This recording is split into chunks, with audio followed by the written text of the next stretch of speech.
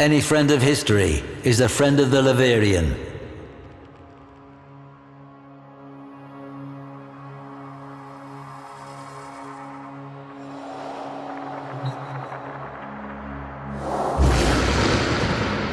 Impressive, isn't she? The relentless hunting shadow of the Knight of Naga Drums.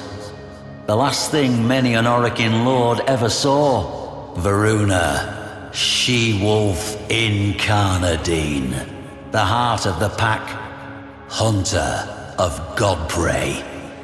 We remember her as a primal horror. The pitiless devourer, stalking burning cities of white and gold, slavering for godflesh. This was not always so. Once, Voruna was the obedient guardian of the Circulus, the holiest of Yuvan temples, upon none other than veiled Lua. Like a loyal beast, Voruna would roam Lua with her 4 steel-maned wolves, the stealthy Dinar, the invigorating Raksh, the stalwart Lycath, and the fierce Ulfron. But what they were sworn to guard was perverse, wrong.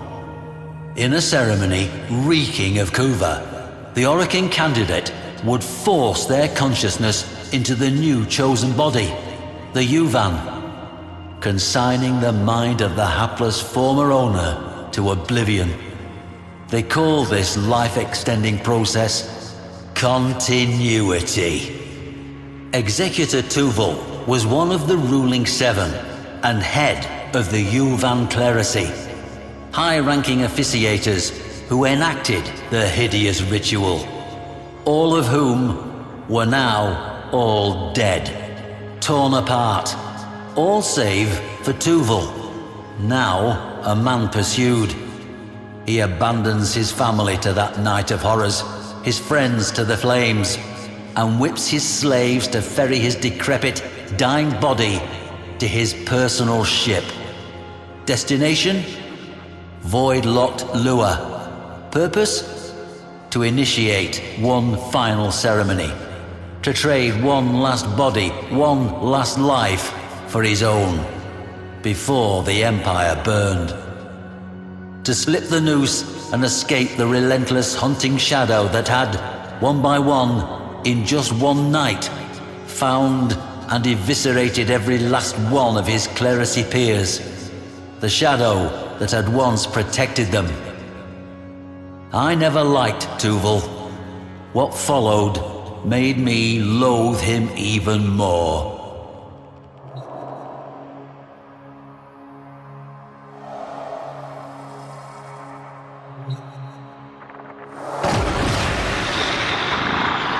Here is Dinar, the Shadowed. He gave Voruna the gift of stealth, that she might only take by surprise, but never be taken. Let us speak of what made the Circulus special. The first Void Conjunction. It came suddenly, steeping Lua in malevolent, lashing void stuff. Within the moonplasm, thoughts took horrifying physical forms. Images dredged up from childhood nightmares or adult neuroses were abruptly tangible and real. Madness overtook many. It was to this place, the Circulus, that Tuvul fled, through a void tormented by an extremely unusual conjunction. Thrashing eddies, violent currents, and the appearance of horrifying beasts never seen before or since. It was as if, some have noted, the fabric of the universe echoed the upheaval, tearing apart the fabric of the origin system. Coincidence? I have lived too long to believe so, but can provide no explanation greater than that. Hoping against hope that the void would keep the shadow that stalked him from picking up his trail, Tuvul touched down upon the powdery skin of sacred Lua. What Tuvul lacked in loyalty, he made up for with rat cunning. He should have known better.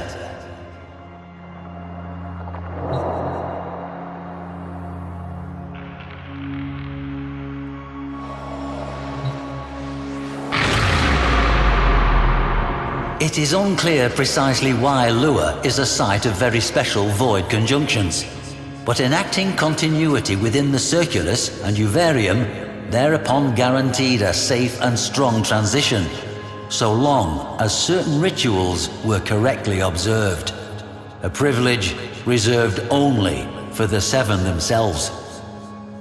Imagine the scene as the innocent Yuvan would have witnessed it, the vivid insanity of it all. The appointed soprana bridging the gap between worlds with her song, the Orokin executor shrilling the ritual words, the bone-white void creeping in on all fronts, the Kuva steaming scarlet in its glass bowl, and the imposing wolf giant Voruna pacing the perimeter, 4 loyal wolves at her side. This wolf you see here is Raksh, the Defender, Varuna's own loyal guardian, as she protected her Orokin overlord from whatever madnesses the void conjunction would bring, of which there were many.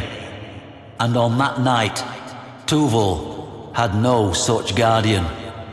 Quite the opposite. Now, Tuval would need flesh into which he could pass, but the shipments of fresh young bodies from across the system were no more. Tuval, we will see, had laid a dark contingency.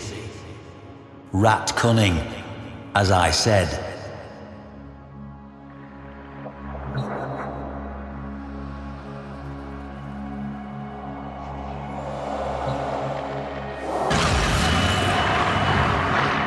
The third of Varuna's wolves, Lycath, the stalwart brother, the provider, and soul of the pack.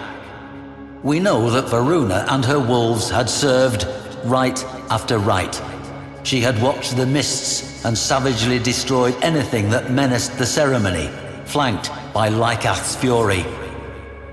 The Yuvan ceremony, continuity as they called it, was an obscenity. The Orokin elite, aged and foul, would slouch and leer as the Yuvan, young men and women cultivated on Red Mars and worlds beyond for this dire purpose, were paraded before them. They would make their choice, conduct the ritual, and then, well, that young life would be gone. And when those eyes opened once more, it would be their murderer looking out from behind them. Is it any wonder Voruna, freed from the leash of loyalty, was so intent upon making a meal of the Yuvan clerisy? I think not. Let's get to dessert, shall we?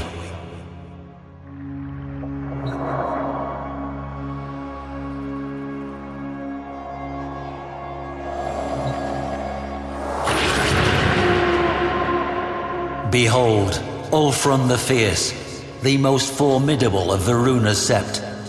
Executor Tuval scrambled to set up the ritual room. This time, the ceremony was different.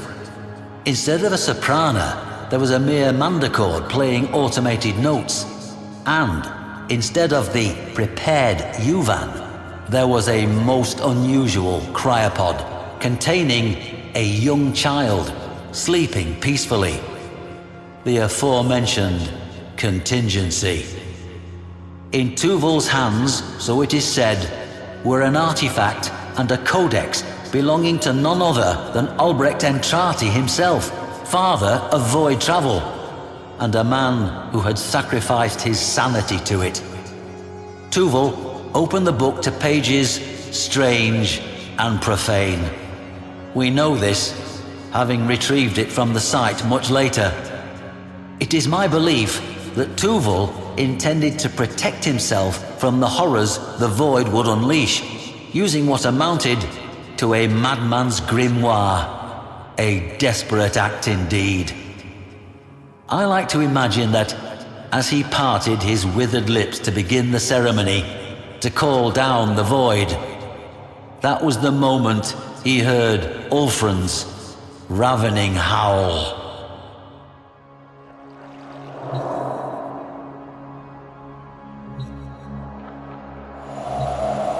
From void signatures, evidence at the site, and what recording technology survived that once-in-a-lifetime void conjunction, I infer the following.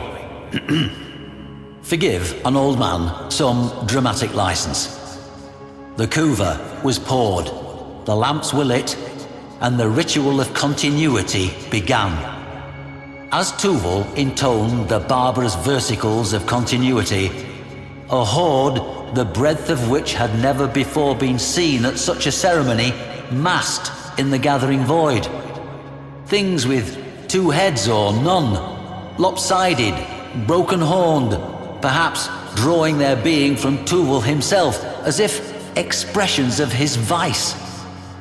At this moment, I believe Voruna and her pack attacked, hoping to end the ceremony before it began. No such luck. The circle site was later found to be treacherous with the remnants of slain abominations.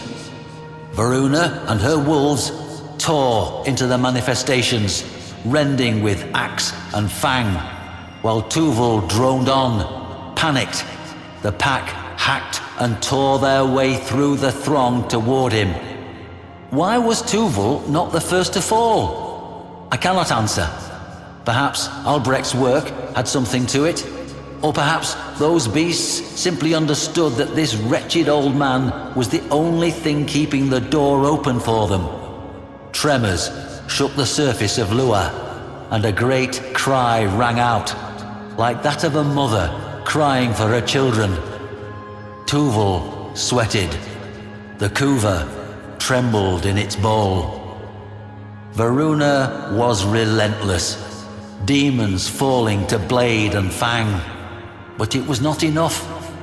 The hordes of the void are without number, and this one, if hell has a hell, then those monsters knew it well. Gentle-eyed Raksh was the first to fall to scything blades. They killed Lycath next, then Dinar, and Ulfrun last of all. Voruna had howled many times before, in hunger, in anger, and in triumph. But now, for the first time, she howled in grief.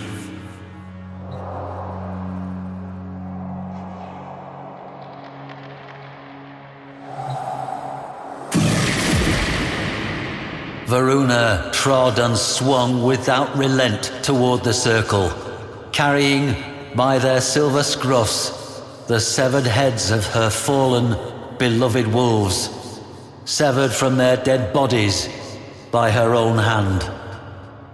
With one last ululating cry, Tuval's ritual reached its peak. Within the crypod, the child's eyelids fluttered, and Voruna staggered.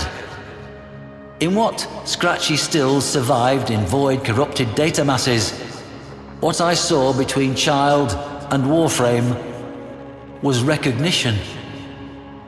Tuval took some meager scrap of courage from this delay and reached for the bowl of kuva, now boiling and steaming with weird energies. Voruna struck him aside and seized the energized kuva, not for herself, but for her wolves. Holding it high, she doused herself and her slain packmates with it. Embraced by the seething crimson glow, connective tissue propagated, sinew reached for bone, and within that marriage of occultism and science, she and her beloved wolves became one. Her brethren lived again in her. Voruna was now and evermore the heart of the pack. Cheated of his continuity, Tuval turned to flee. But his former warden was having none of it. Those who came after found nothing but gnawed bones, some of them unusually long, twisted within shreds of white gold raiments. Good. I did salvage one final image from those void-corrupted data masses, however. That of Voruna herself, striding back toward her craft, the child cradled in her arms. Curious.